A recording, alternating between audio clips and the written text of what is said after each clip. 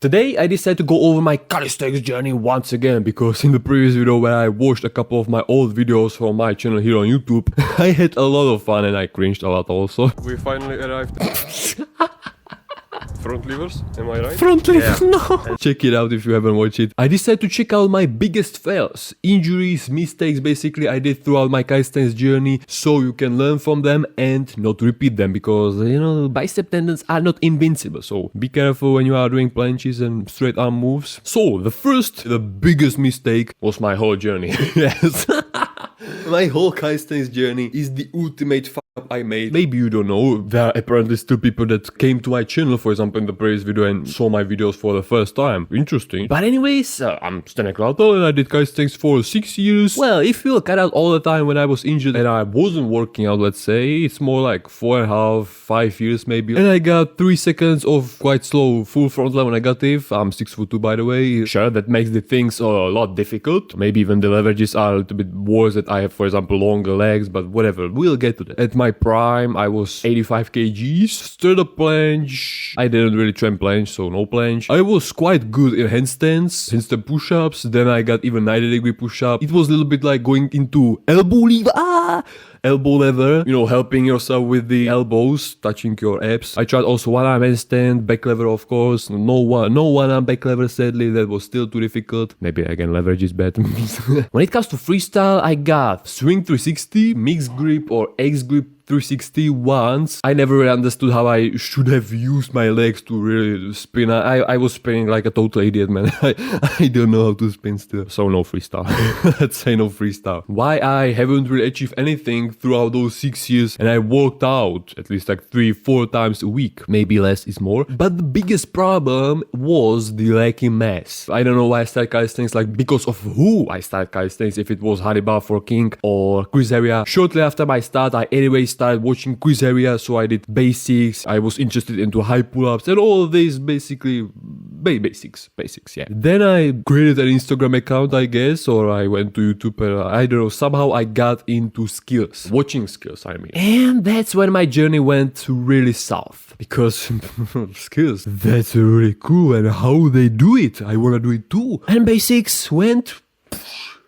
no basics. Well, maybe like 20% of basics, but then front level. I want to do front level, so I need to train it. Well, physics, you can't really outsmart physics. Gravity. For front lever, especially if you have bad leverages, like Nathan wouldn't like to hear this. By the way, when I saw this Chris Heria's video, Chris Heria alone is not really that tall. Compare Chris Heria to Nathan, man.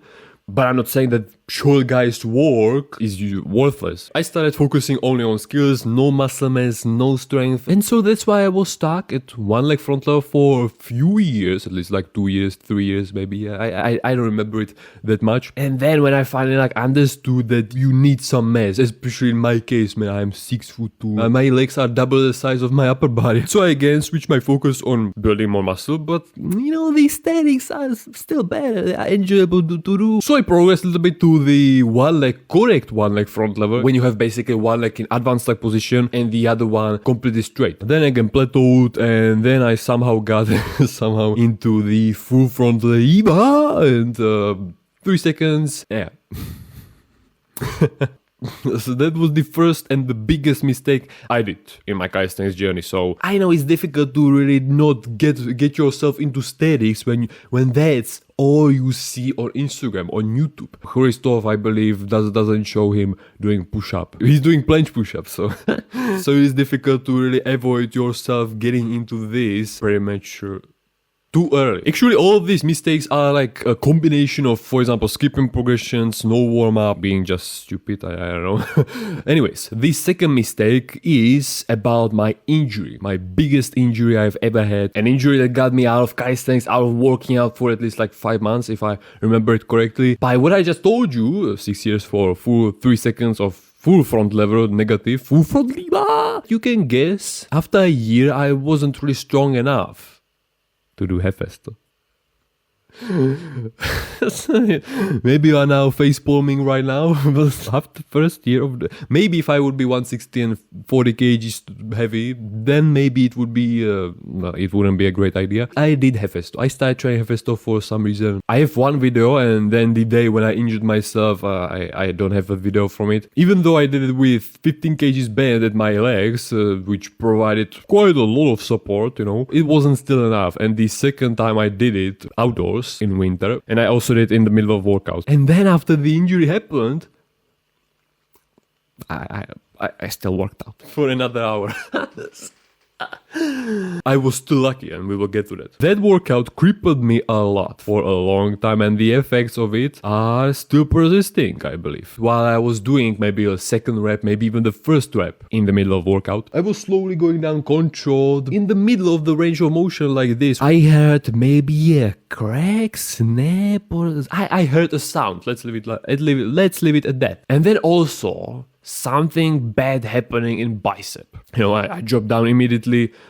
What the hell was that, man? Can I still move my arm? You know, that adrenaline made me think that I can still work out. The second day, yeah. Then you messed up, you stupid little ass, man. PE teacher recommended me to go to her friend, which is a doctor, and he tried my left arm. He took it and somehow did some moves, and okay. Then the right arm, which is the stronger one, so I crippled my stronger arm. Partially torn labrum. And immediately after that, my whole world just fell apart, man. I came back at the end of summer. The effects of the injury was that I couldn't do normal pull-ups, but I could do front lever pull-ups. Because the labrum didn't let me to hang with my arms straight, because it was so painful. And so I had to do everything like this. I was doing pull-ups like this, you know. I had to have my arm bent, which you can see in these videos. Also, handstand suffered a little bit, because essentially in handstand you have also a straight arm above your head. In this case, you are upside down. Then I tried to again go from zero. I went to the bar, hanged with my right arm bent a little bit, and slowly from time to time I tried to hang with a little bit more straight, and then I again managed to hang with straight arms. So maybe I somehow torn it fully and it didn't bother me anymore. You know, when I got back to the working out, I was like, I can't really do any freestyle. And swing 360, because I would need to land the swing 360 into bent arm position. But I still believe that some effects persist from that injury. You know, these days, everything I do, if it's super easy, push-ups on knees, I have some instability in my shoulder or something, because I was still shaking like.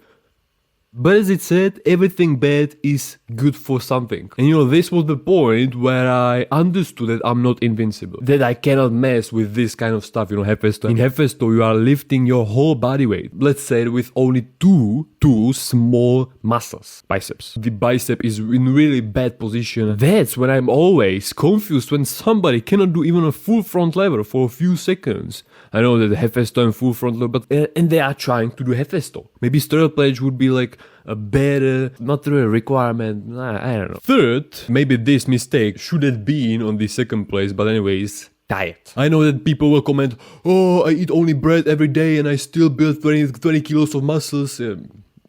As Spidey said, diet, eat vegetable, rest, eat vegetable.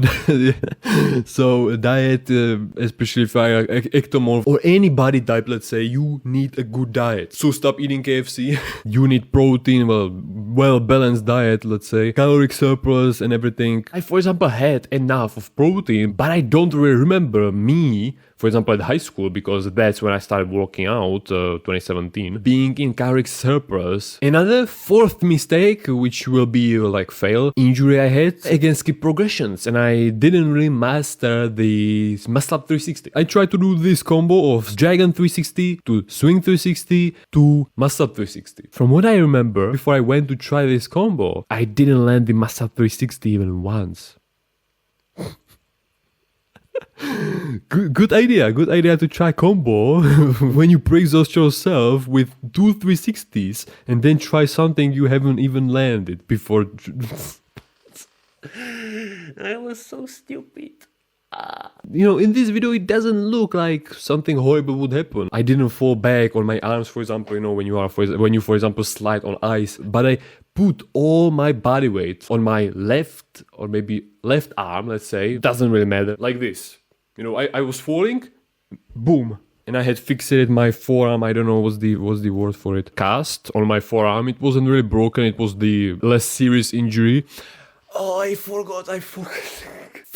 Fifth mistake. All you that watch my videos, you know, and even I said it here, I was quite a master when it comes to handstands. But at the beginning of my journey, I did a stupid fail. Again, it's quite dissimilar, like here with this Swing 360. And thinking about it right now, like how I could land it like that, man. I decided to go for parallels. On this Calisthenics park, there were only parallels, these quite thick ones, quite surrounded by a couple of things. So, you know, when you are trying some new stuff, you really don't want that because there are so many opportunities where you can somehow smash something with your leg. For example, when you are twisting, I kicked up and I overdid it. I let off the P-bars, parallels, with one arm and again landed with my whole body weight, like this, with my right arm. I remember it very well that my right arm was again in the cast for at least a month. And this wouldn't happen if I would master the exit from handstand. When you are falling, you are just twisting your body and you are still essentially like holding yourself with at least one arm, maybe even both arms if you somehow, you know, master of handstands and will cripple himself like this.